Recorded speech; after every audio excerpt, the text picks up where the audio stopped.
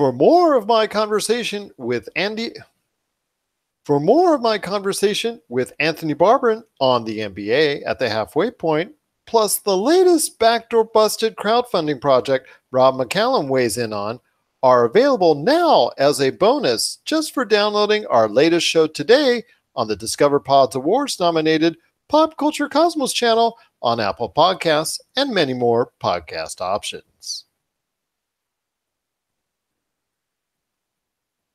For more of my conversation with Anthony Barberin on the NBA at the halfway point, plus the latest backdoor busted crowdfunding project Rob McCallum weighs in on, are available as a bonus just for downloading our latest show today on the Discover Pods Awards nominated Pop Culture Cosmos channel on Apple Podcasts and many more podcast options.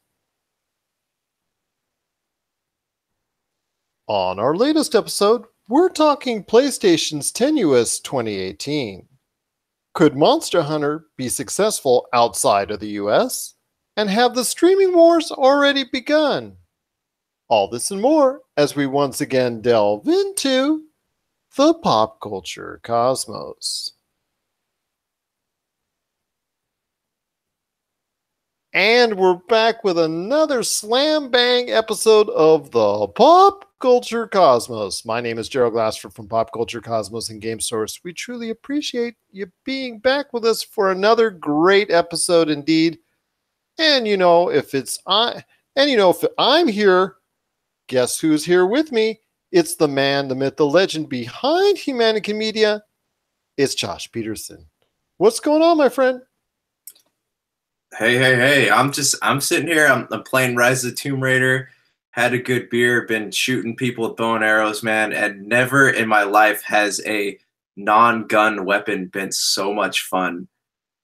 Well, I'm glad you're enjoying it. It's something I played in the past, and I truly enjoyed it as well. And I did do a lot with the bow and arrow, and I just truly enjoyed all my time within the Tomb Raider realm. But I know you're going to be covering in the near future on one of your shows, Topicocalypse, something relating to the Tomb Raider franchise as well, correct? Heck yeah, and it's going to be featuring this a special guest host. His name rhymes with Schmerald Schmashford.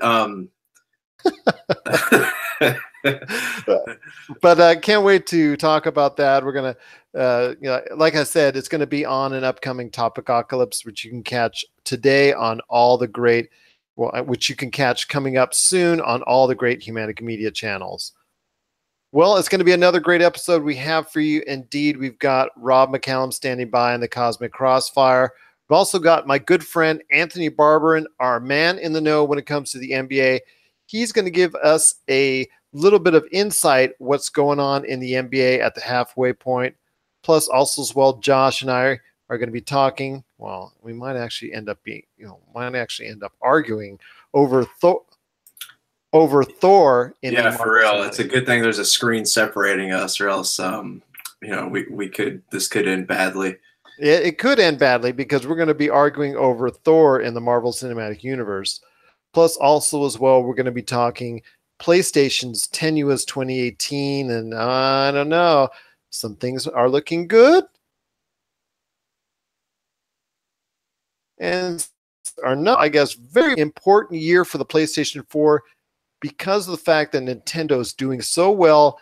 Does PlayStation 4 have enough to stay with the Nintendo Switch as far as sales are concerned, or is it going to start seeing that downslide of sales that, PlayStation 4 was going to ultimately end up having?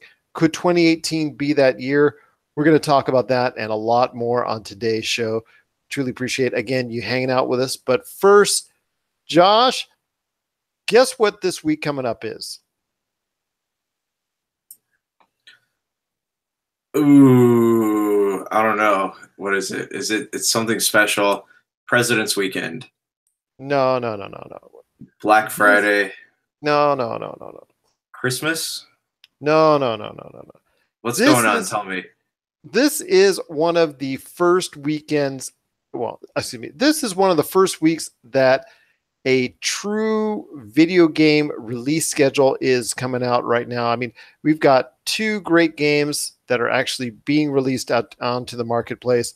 We've got Mutant League Football, which I know Rob McCallum is part of as far as a little bit behind the marketing in Mutant League Football, and that's coming out to all the major consoles, but also as well, hey, Monster Hunter. Monster Hunter, a big hit in previous years in Japan, is coming again. The latest addition to the Monster Hunter franchise is debuting in the US and Europe also as well in the marketplace for PS4 and Xbox One, and I believe Nintendo Switch as well. They are coming out with it's coming out this week, and I'll tell you what, a lot of people are excited about it. There's ads everywhere for it. There was a beta that just finished, and I'll tell you what, it looks like it could be a very, very solid game, either whether you go at it alone as a single entity or whether you team up with some friends. Josh, I want to ask you, the Monster Hunter series has been extremely popular in Japan, but it has had not always the greatest of success when it comes to the European and United States market and the North American markets. So I ask you, Josh, do you think that this time around that this iteration of Monster Hunter could be the one that becomes a breakout hit and gives everybody a better idea of what the Monster Hunter series is all about? Well, you and I, we were at E3 last year, and we saw the promotional materials coming out. We saw the videos, we saw the gameplay, we saw like the big old booth that Sony had set up for Monster Hunter. And I think before, like, because the series has always been it's been exclusive to Nintendo. So like we saw iterations of it like on the Wii and the Wii U and the 3DS and stuff like that, but we've never seen it come to major consoles. And I think that's what's so exciting about this one is the fact that we can play it. I want to say it's actually coming to PC, PS4, and Xbox One this week, dropping this week, and I know that a lot of people are excited about it. Yeah, and I would hope that at some point they would I don't know if did they give up on Nintendo or what the deal is, but like I would hope at some point it would come out on the Switch. But it also at the same time, like it looks like such a graphics intensive game that's something that you wouldn't want to play on the Switch. You would want to play on something that can give you that true high def output. And then you have I think before, like it's a matter of marketing for Monster Hunter because well, it looks like a fun game and the world is beautiful and the characters look interesting. I think what has been turning gamers off of it is the fact that we don't know anything about the story. Like we know that the world looks amazing and the creatures look cool and it just, the gameplay looks awesome, but we don't know anything about the story or if there is a story, if it's something that obviously like with most JRPGs, I don't know if you would consider Monster Hunter JRPG, it kind of is, but if it's something that we're going to invest a lot of time into, we want to know that there's going to be some kind of payoff, whether it comes in the form of a story or some kind of like bonus material or weapons or whatever we can use to do a second playthrough where, like Final Fantasy 15 lets you play through the game. It not only has a good story, but it lets you play through the game again using your equipment and gear and whatnot. But, I think gamers, like if they were to tell you more about the story and let you know what's going on with those characters, it would do a lot more for marketing than just, showing us footage of the guy fighting the monsters and stuff like that. Do you think I'm wrong in that, that regards to the game? Well, in previous iterations I have tried out with the Monster Hunter series, that's pretty much the gist of the game. The traveling back and forth to cities or trying to come up with the right combinations of weapons and things of that nature to battle against the monsters. That part of it, to me, has been lacking as far as any story or cohesion in previous iterations. I've not been able to connect with it, but that's not saying it's either good or bad. It's just something I haven't been able to connect to. So I'm hoping that there will be, like you said as well, something larger than just going out and slaying the monsters. Give us a purpose, give us a reason, give us something compelling to, I guess, latch onto so that we can actually go ahead and find a continuing reason why we want to go ahead and slay those monsters, either by ourselves or with a team. Now, I do like the fact that it is a co-op optional program if you want to. It's not forcing you to go ahead like some other co-op games in the past that really didn't, keep up to the mustard on that. But I will say this: Capcom is really trying hard to go ahead and promote this. They've got the floor when it comes to the video game audience for PlayStation 4, Xbox One, and PC. Now, at this point in time, officials and developers at Capcom have stated that their development plan for Monster Hunter World was so far back that the Nintendo Switch wasn't an option at that time. No problem. But it seems like at some point in time, I think they haven't outright said no, but I think at some point in time it will be on the Switch. But maybe at the earliest it would be Christmas at the outset. But I'd probably say even a 2019 release possibly as well. But I think eventually it will go on the Switch. I just think it's a matter of wanting to develop it. They had to develop it on the systems that they were given at the time 4 years ago, and obviously those were it. But I will say this: Capcom is trying everything they can to make this the biggest game event so far in 2018. And they are trying very hard to have this become a breakout hit in North America and Europe. So at least Capcom is making every effort to make this a hit. Now, whether it will actually latch on to audiences, we'll have to wait and see. There obviously was a beta. There was a beta this weekend that really got strong numbers. A lot of people were streaming it and playing it and having a great time. So it looks like, at least initially, there will be some decent sales. And I think a lot of people will latch onto it because it is the first really new semi-big or big game, whatever you want to classify it as, for the first time this year. So it is the first big release of the year in 2018. So I think that's what even makes it even more highlighted. So Capcom's done a great job of promoting it. So if it doesn't connect with audiences, I think the fact that if that's the case, the Monster Hunter series as a whole, going forward in the future, should not try to go out of its way to try and reach a larger audience outside of Japan, because it won't be worth it if it doesn't connect at this point in time. Right, and it's always been one of those games that it appeals to a certain niche of people, like the handheld gamers, Nintendo gamers. But anytime Capcom has done something where they've ventured outside of like Resident Evil or Street Fighter, like a perfect example I can show you or give to you is Lost Planet. I remember when that game was first announced, the hype around it was just limitless. And then like you get in there and you play it, and while some gamers did like it and it did appeal to a certain group of people, it fizzled out. Like a lot of people who I know played it, like they were really stoked about it first, and then they just lost interest in it about halfway through, just because it was exactly what they thought it was going to be, and that wasn't exactly what they were looking for. So I'm excited to see what Monster Hunter World does, and it's great to see that a game like that has so much potential when it comes to consoles outside of Nintendo, like PlayStation 4, Xbox One. I'm excited to see what it does on these consoles, but it's a different breed of gamers. Like you gotta be truthful with yourself at the end of the day. Like people who play Nintendo Switch versus gamers on Xbox and PlayStation, there's completely different things that appeal to each of these groups. So you got to hope that you hit those things in order to keep them interested in the game, because a lot of people could buy it, but that doesn't mean that it's going to get enough goodwill to merit, the amount of money you spent putting it out on those consoles. I agree with you wholeheartedly on that. So it may not merit that type of investment, but let's wait and see, especially as DLC gets introduced to Monster Hunter World as well. We're definitely excited that Monster Hunter World from Capcom is the first major release of 2018. And it is our hope that it's going to be not only a quality game, but a game that's accepted by audiences worldwide as well. Otherwise, the Monster Hunter series may, in the future, just be thought of as a Japanese beloved game and not anywhere else.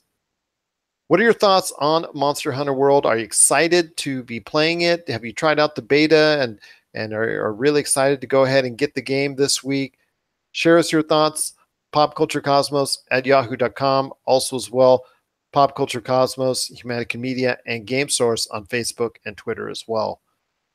It's going to be a great episode we have for you today. We've got Rob McCallum standing by, and later in the broadcast, we've also have Anthony Barberin talking about the NBA.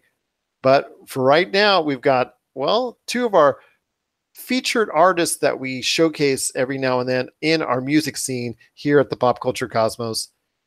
It is Chad from Hyperschmidt along with Moy Navarro, and this is their cover of the Scripps Hall of Fame. And this is the Pop Culture Cosmos. And we're back with the Pop Culture Cosmos show. This is Gerald Glassford from Pop Culture Cosmos and Game Source. We truly appreciate you being part of the broadcast here today. Whether you're listening to us every Monday night, 10:30 Eastern, 7:30 p.m. Pacific, or if you're listening to us on Croc Radio at 8 p.m. Eastern Monday, we also have the PCC Multiverse on those channels as well. The Podcast Radio Network on Fridays, 7 p.m. Eastern, 4 p.m. Pacific, and on Croc Radio again on Friday at 8 p.m. Eastern. Our shows are a part of a 2-hour block on the Good Talk Radio Network, and that's on Sunday from 9 p.m. to 11 p.m. at Arizona time. And also as well, don't forget, we're also on Tuesdays and Thursdays on the Western Reserve Digital Broadcasting Network and 365live.com, Tuesdays and Thursdays at 9:30 p.m. So you have 9:30 p.m. Eastern. So you have so many choices for you to listen to our live streaming type format for our shows, whether it's the Pop Culture Cosmos or the PCC Multiverse. We just appreciate you listening onto any one of those broadcasts. Or if you want to download us, you just favorite or subscribe to one of our many channels that's out there on Apple Podcasts, Podchaser, Anchor Radio, Tangibound Network, the ESO Network, and the Gunny Geek Network, which has also a great show called Strange and Unusual, where Alice and Azzy run into some old friends and a beloved franchise is maligned by the dark nerds. Got to check out one of their latest episodes today. That's the Strange and Unusual podcast, which you can listen to on the Gunny Geek Network, where, of course, you can download all of our episodes as well. So, Josh, PlayStation, my friend, what we were talking about earlier with Monster Hunter, they were pretty strong in their promotion of the Monster Hunter World that's out, even though it's on PC and Xbox One as well. It seems to be primarily focusing on the PlayStation 4 version, but this is, to me, a very tenuous year for the PlayStation 4. They could either stay strong or they can really fall hard this year because of the fact that Nintendo Switch is now the big boy on the block with their sales. PlayStation 4 is kind of slipping a little bit ever since Black Friday. They were still very good then, but December wasn't too kind to them. January, I don't know, probably slipping a little bit more. Haven't been promoting as much. I ask you, Josh, with all the great games that are coming out, and I'm going to list some of them that are coming out here in a minute, what are your thoughts on PlayStation's 2018 before we really hear anything that's new that's coming out that's exclusive at E3 or anything like that? I'm going to list out some of the exclusives in here in a second, but your thoughts on PlayStation's 2018. PlayStation is like that parent when you're a kid and they promise you that they'll take you to like Target or Toys R Us, but they don't tell you when. It's like every day you're like, hey, can we go here? Can we go here? Can we go here? And they're like, no, not today. No, not today. No, not today. And like, well, I admit that at their E3 performance, I was mesmerized by some of like the footage that they showed, and even like the Kingdom Hearts 3 thing they showed at their musical before E3.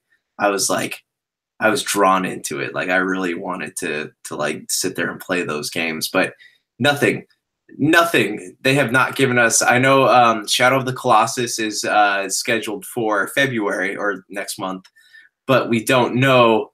We don't know when the Final Fantasy VII remake's coming out, God of War, Last of Us 2, Death Stranding. We don't know when any of these games are coming out, or like Detroit Become Human. You know, Quantic Dream is having that whole shenanigans saying we don't know what's going on with that. Exactly. Well, let me give you a list of some of the confirmed, well, semi-confirmed titles that are supposed to be coming out this year, and we'll discuss whether or not they're going to be delayed into 2019. Let's start off with the Final Fantasy VII Remake, supposedly coming to life in 2018.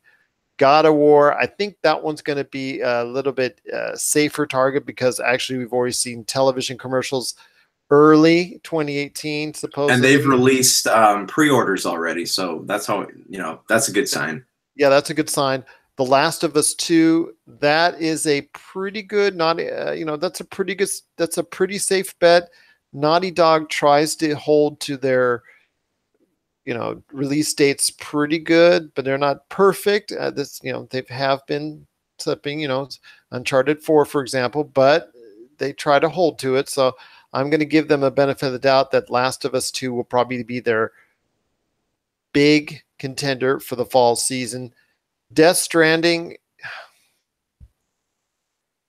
that game looks as weird as anything that has come out as of late. Do you know what's funny with that is the moment that the trailers look sick, but the moment they're like, "Hey, Guillermo del Toro's involved in this," I'm like, we're not going to see that for 5 years. Well, and then also, Norman Reedus is a part of it, but it's Kojima. And anytime you're dealing with Kojima, anytime you're dealing with Kojima, you can have delays. And I remember he was still trying to shop and look for a studio, I think, late 2016 or something like that. So right. I don't know. To me, I don't think 2018 is a feasible time frame. I really think that's a 2019 game at the earliest. Yeah. Detroit, now you mentioned Detroit Yeah. Become Human. Quantic Dreams, yeah. Yeah, Quantic Dreams has come up in the news as of late because of allegations of not only racism, but also as well sexual harassment in the workplace by two of the leading individuals in that company, including David Cage, have been alleged as far as perpetrating that type of environment, which is very disconcerting, which is bad publicity, bad PR for the game that is supposed to be coming out this year. So that could already set that game backwards on that could set game not only in development wise, but even if it does come out, it could set it already on a backwards note. Right. Do you remember when the Lost Legacy Uncharted was in development? They had a similar issue with people saying that, like, hey, this is what's going on at Naughty Dog, and the problem eventually just kept getting swept under the rug. I think it was more of Hours issue. Wasn't it more of an Hours issue? Yeah, yes, yeah, but like the issue, like you had a place where it was really prevalent in the news, and then everybody stopped talking about it.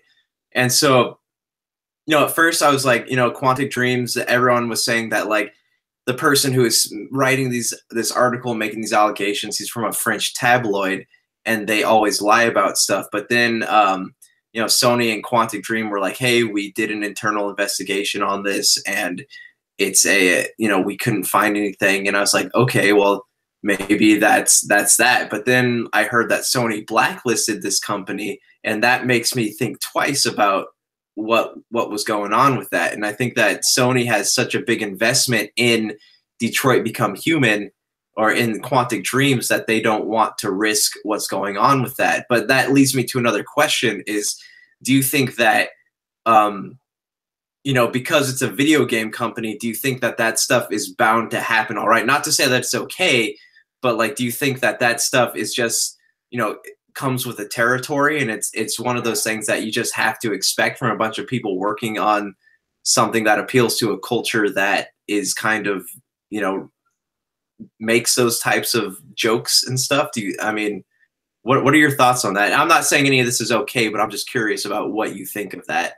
Well, first of all, it is not okay in any semblance of the workplace, but I have been involved and obviously being that I'm 48 years old, been a member of management and also been an employee in with several different companies in several different workplaces. And I can tell you for a fact, over the years, I've unfortunately heard and seen a lot of that stuff, and I've had the fortunate ability to terminate individuals because they've acted inappropriately at the workplace.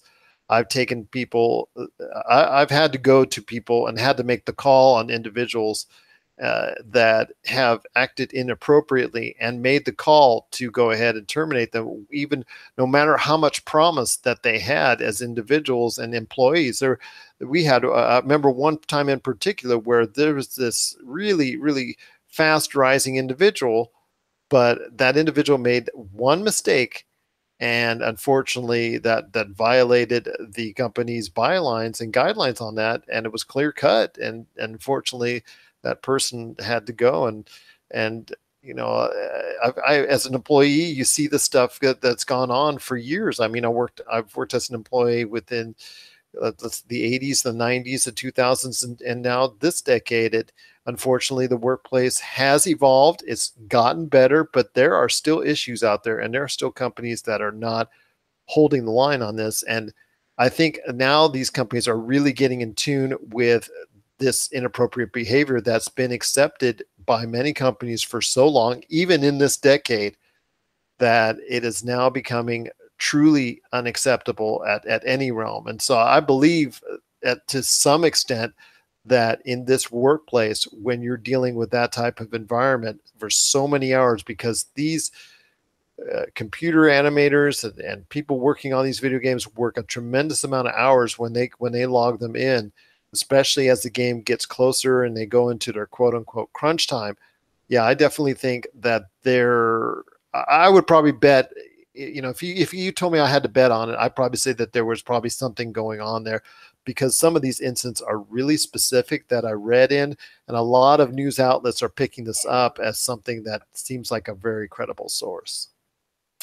Right. And like because I was talking to somebody about this, and I was like, I don't think that it's going to bring about a drastic change. I'm glad that people are more aware of what's happening now.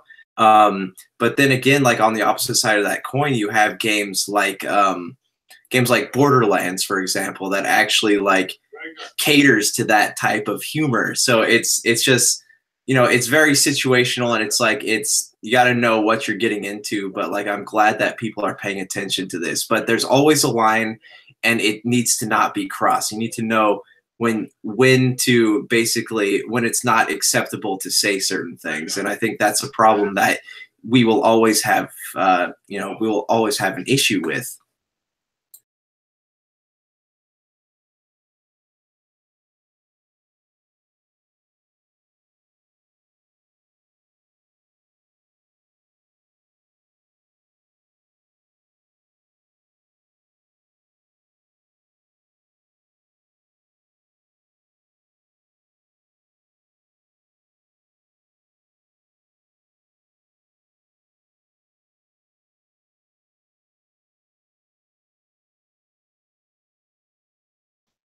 I was waiting for a door to close, but anyways, what was I going to say? Oh, well, the actual thing I want to touch on last when it comes to this game and this situation that's going on is Quantic Dream. You said it before. Sony has a lot invested in Quantic Dream, but we got to remember, Quantic Dream has never produced a big hit for Sony on any of its PlayStation platforms, correct? Right, but it has a lot of games that were highly anticipated. And highly, got pretty good critical reviews. They were always thinking outside the box with their games, whether it was Rain or some of their other games. Oh, excuse me, whether it was Heavy Rain or some of their other games that they've released as well. They have always thought outside the box with their games, and I think that's why Sony and PlayStation continues to go ahead and fund their work. But commercially wise, they have not been the greatest asset in the PlayStation portfolio. So if it gets too much to bear, and there's a lot of bad PR and the game goes in the toilet as soon as it gets released, that could be a bad sign for not only PlayStation, but also Quantic Dream as well. But I want to make sure I mention before we head on out of the segment that also coming up, or that's supposed to be coming, that's due out this year, is also what I know. Oh, sorry, hold on. You're off mute. There you go.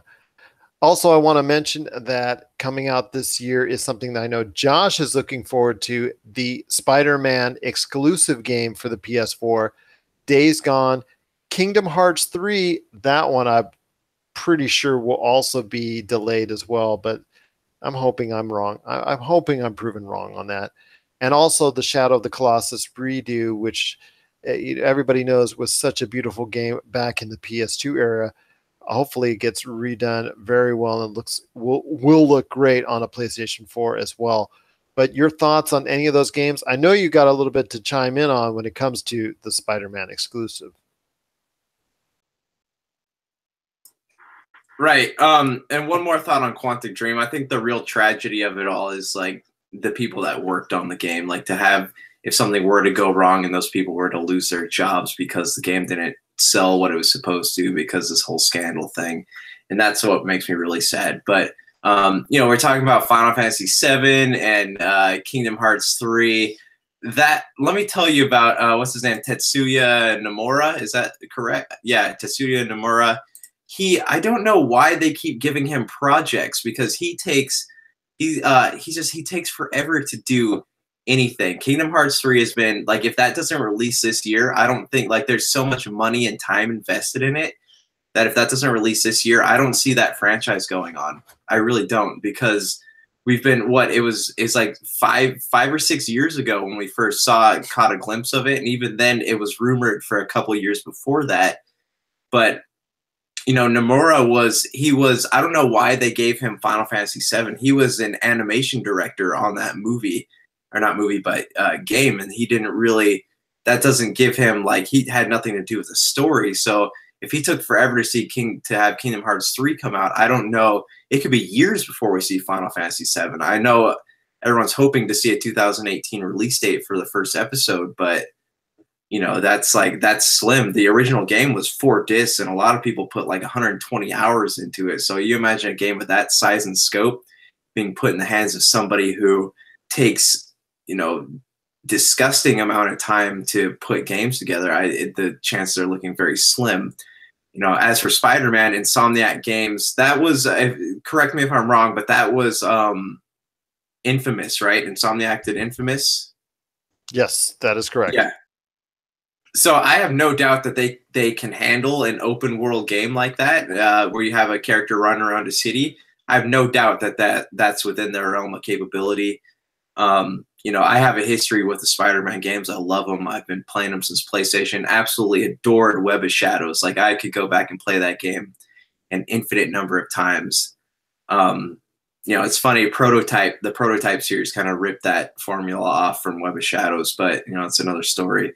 It's fun, and Spider-Man is one of those characters. I always tell people, like, he appeals to so many because he's every man's hero. He struggles with with work and balancing a girl, trying to date and all this stuff, and balancing his hero identity. He just wants to help people, but it ends up messing up his own life. And I think that as long as they stick to the comic format, I think that the game will be good. But the question is, when will that game come out? Because we've been, we've been seeing at E3 for the past couple of years, and we still don't have a solid release date. And this gets me to my next point: is that Sony, they do that, and they build up like an infinite amount of goodwill with the fans, and they don't give us release dates on anything. And I know that there's already whisperings going around the PlayStation 5 hitting as early as 2020, but they don't give us, these games could like drag out the next 2 or 3 years. We don't know.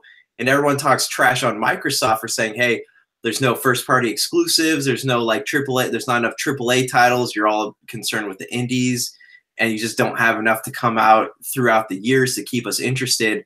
But Sony promises these games and they don't give you release dates, but just because there's so many Sony fanboys out there, they don't care. Like Sony could not release these games till 2025 and they would still have the goodwill of the people. And that, like, it just baffles me. I mean, Days Gone looks like a good game, but it's one of those things where it looks good, but when are we going to get to play this thing? That's the question we're all wondering here.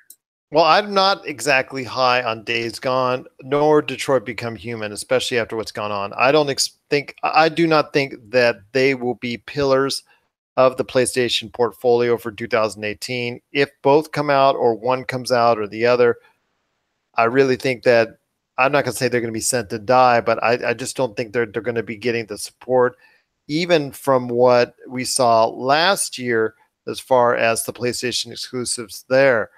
I also think that if you're going to lay as many chips on God of War, that may be too much to ask. But I really think if God of War does prove out to be a great game, it could help go a long way to keep people's faith in the PlayStation 4. But you're right. They announce games and they have zero timetable on when they're going to finish them. And that is a problem continuously for PlayStation 4. And that's something they'll have to remedy, hopefully by the next generation. So definitely a very, very tenuous time for the PlayStation 4. This could be a really big year for the PlayStation 4, and it could be also one that they truly like to forget. What are your thoughts on PlayStation 4's 2018? You notice we didn't talk about the Vita because we think that's DOA, but we won't go there as well. Yeah, they still have 2 new games coming out in February on Vita, so who knows, man? Who knows? I'll dust mine off.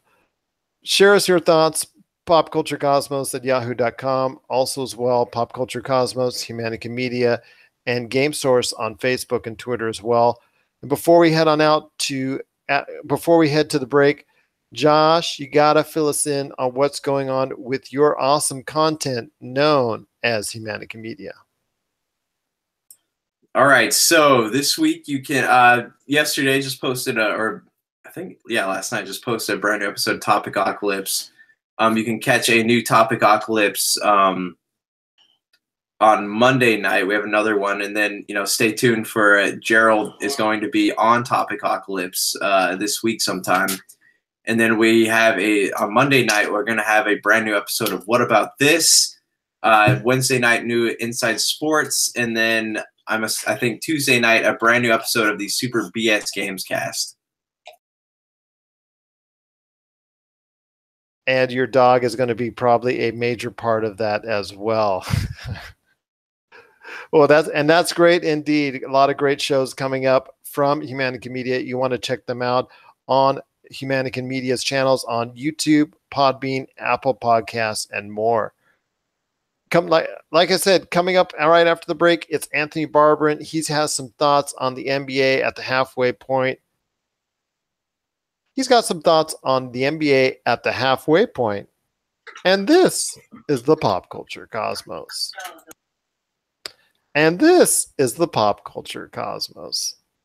That's okay. That'll sound much better in post. Sorry, they like it. They just came in because they wanted water, and he's like sitting there barking at me, so I filled his bowl.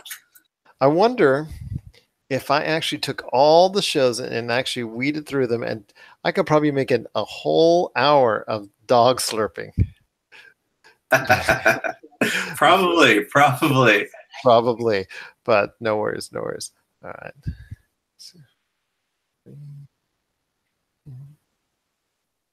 And we're back to close out the show right here at the Pop Culture Cosmos. This is Gerald Glassford from Pop Culture Cosmos and Game Source. We truly appreciate you sticking with us to the end right here on the show.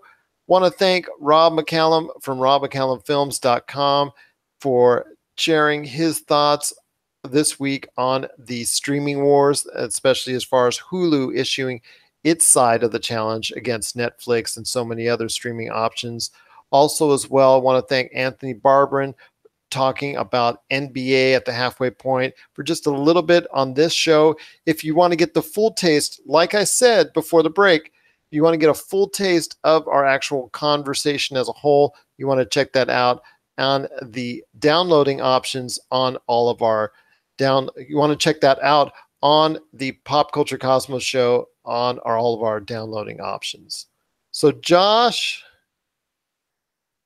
oh my gosh, get your gloves on, my friend, because we're going to go to battle, because it is time once again to break down another great, well, in my case, not so great movie in the Marvel Cinematic Universe. We're up to Thor, and we're breaking down all the movies in the Marvel Cinematic Universe just before we head into Black Panther in February, and of course, also as well, Infinity War in May.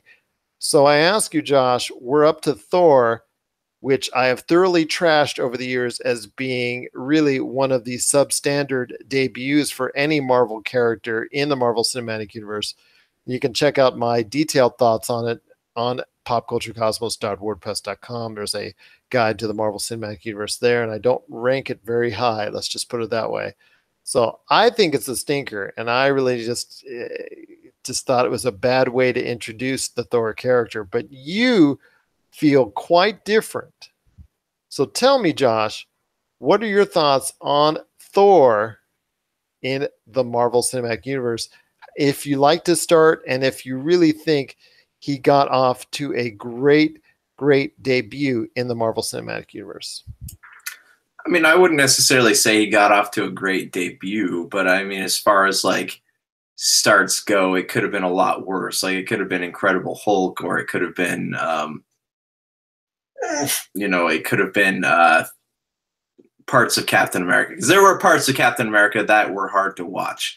I don't know. I disagree with you there. But that's our next show. We'll take the gloves off. Okay. All right. Yeah, it was, looking back on it, I probably I'll skip certain parts of the movie. And now that I've seen where Thor Ragnarok goes, I'm like, dude, it makes so much of the first two movies feel like such a huge waste of time. Like, even the whole thing, they invested so much time into that relationship with Natalie Portman, and nothing. We get nothing. Like, the whole movie feels like a waste of time. The Warriors 3. Yeah, and I love those characters. Like, that was one of my favorite parts of seeing, because they were so well acted was the thing. Like, they took such a weird, odd source material and they acted it out so well and with so much depth. Like, I was super impressed with that.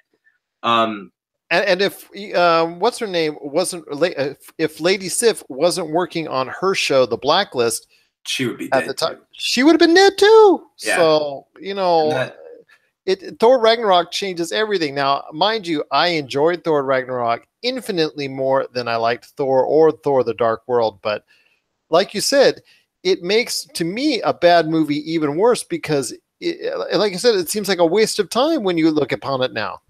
Yeah. Thor: The Dark World, we'll get to that. I actually really, really like that movie. But, having Kenneth Branagh come in, I see why they did it, because they needed Thor to be Shakespearean in a way. But Kenneth Branagh, he's never done an action movie. He's never done anything like that. He's more where Michael Fassbender and Benedict Cumberbatch, they're classically trained in acting. Kenneth Branagh is classically trained in directing, I would say, in those types of elegant shots and things like that. But his attempt at an action movie resulted in more Dutch angles than I have the time to count. And I just don't think that it really captured what Thor was supposed to be. But yet, hear me out, Thor is still very important in the scope of things, because you ask anybody who is not a huge comic fan what they liked about Avengers, and they're going to say, I like Thor and the Hulk. And girls especially, they're going to say, I liked Chris Pine. And that's, Thor, because of that, Chris Pine's from Star Trek. Pine, sorry. Chris Hemsworth. Yeah, so I always get them confused because they're both in Star Trek. But Chris Hemsworth was Kirk before, was the father Kirk. Yeah. Of Kirk. Yeah, Yes, yes. and But now then they're you got saying they're gonna bring him back or something. But then you got Chris Pratt, and then you got Chris Evans. I don't know, too many Chris's, man, too many Chris's. But yeah, so it's still a very important part of the Marvel mythology, and whether it meant to be or not, whether the Marvel execs, Kevin Feige, wanted that to happen just because of, he's become such a fan favorite that, they have to, and we already know that he's going to live past Avengers 4 because they're talking about maybe renewing his contract for Thor 4 or whatever you want to say. But Because his contract is done as of the second Avengers War movie. He's actually gone on record when he was publicizing his latest film, that 12 strong, yeah. yeah, 12 strong, that his contract as of right now, because he's already finished filming the two Avengers Wars, the two Infinity Wars movies, that it is done. And like you said, they may possibly go back to having more Thor down the road, because which speaks to the fact that he may be living through this next two movies. Yeah, and I was talking to the Topic Ocalypse guys about this, that like it would be a real tragedy if they didn't adapt a Thor movie into the post Civil War stuff in the comic books, because in the comic books, like, you have this Thor, he comes back, he's in New Mexico, and he rebuilds Asgard in New Mexico. So like all the inhabitants of that small town where Thor took place, I don't even know if that's the same one that was in the comic books, but they inhabit this town, and they're all gods, and you don't know it. It's That's kind of not a small town. That was like the back of a mini mall. yeah, but it's just kind of a novelty idea, because you have Thor like fights Iron Man because Iron Man built a fake Thor during the Civil War, and he's basically just trying to figure out like what happened when I was gone, what happened during Ragnarok, when all this, like, what was going on Earth while I was taking care of my own stuff. And that's just such an interesting aspect for that character for me. It seems like a real shame if they didn't make a movie out of it. Well, But I'll tell you two redeeming things, and redeeming things only, about Thor. One shoot, is what? I said shoot, go for it. Tell me. Okay. One is obviously it created a outstanding Loki character. Loki and Tom Hiddleston playing Loki is absolutely brilliant, and obviously it got Marvel to thinking that, wow, he is really good, and we need to do something to keep his character in the Marvel Cinematic Universe probably a lot longer than he was expected to be in there. I don't think he was going to be. I don't think he would be around today if he was just generic actor playing generic performance in the movie. I just don't think he would be around today if it weren't for Thor and Thor: The Dark World and the Avengers and all that. He would not have been the key character he is today if he just had put in a generic performance in Thor and moving on. Right, but I love his character, and they've added a lot of depth and layers over the years. But at this point, if he turns out to be the bad guy that everyone's saying he's going to be in Infinity War, do you think it kind of feels like they're beating a dead horse? Like, we've seen the same thing over and over and over, and eventually we're going to get to this point where they can no longer develop Loki's character or his relationship with Thor, so they're just going to kill him, and then that's going to be that. Do you think we're going to reach that point? I think we already have with him. I think in Thor Ragnarok that he has already reached that point where his character was getting a little bit thin on develop, because he's been developed so much by him and by the writing team so much over the years, that I think in Thor Ragnarok he really didn't have that much to do. And that was, to me, one of the disappointing things about Thor Ragnarok, was that I think his character seemed almost like an add-on, is because he's done so well. It's almost like a reward. Hey, we're going to have you put into this movie because you've done so well over the years, but we're really not going to give you a whole lot to do. So I think in Thor Ragnarok, he could have the potential to do a lot more, but wasn't given the platform to do so. And I think that's because there's not a whole lot left to go.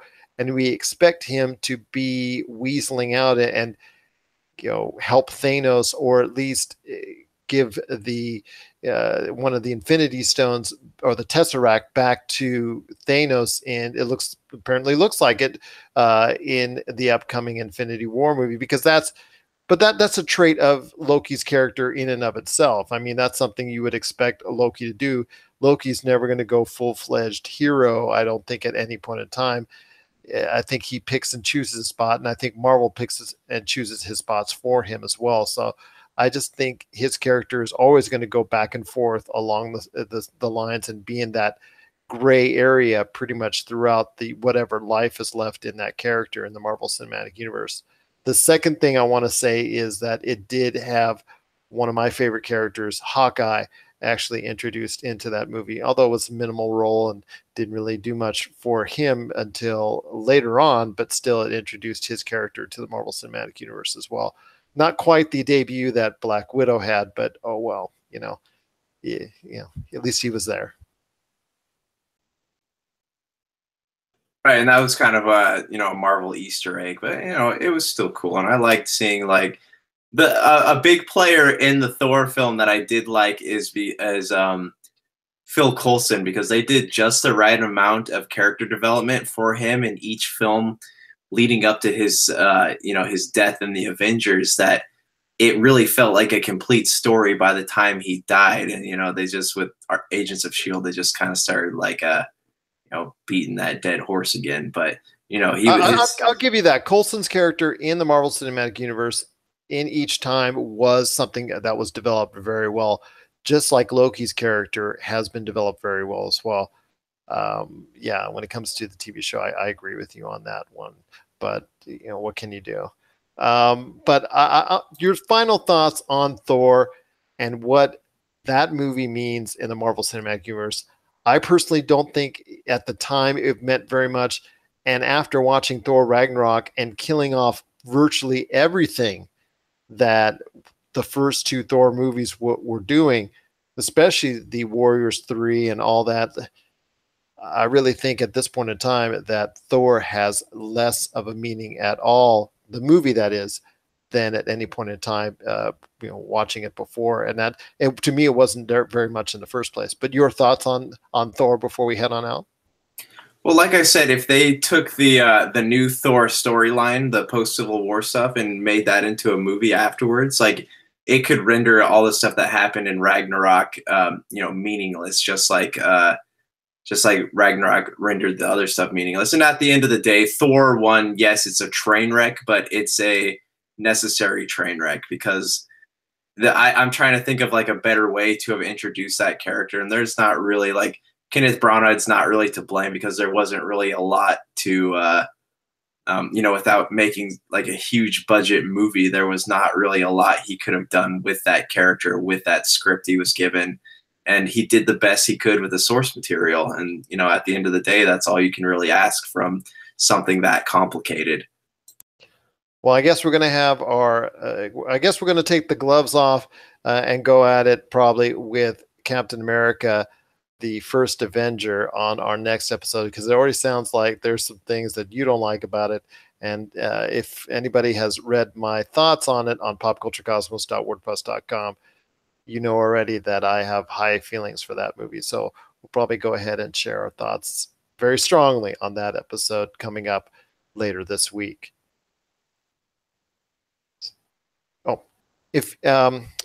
So everyone out there, if you have any thoughts on Thor and what it means to the Marvel Cinematic Universe, we'd love to hear from you. Please share us your thoughts, popculturecosmos@yahoo.com. Also as well, Pop Culture Cosmos, Humanica Media, and Game Source on Facebook and Twitter as well. So for Josh Peterson, this is Gerald Glassford. It's another beautiful day in paradise right here in the Pop Culture Cosmos. We thank you for listening. Now you can do it. And here's hoping you have yourself a great day.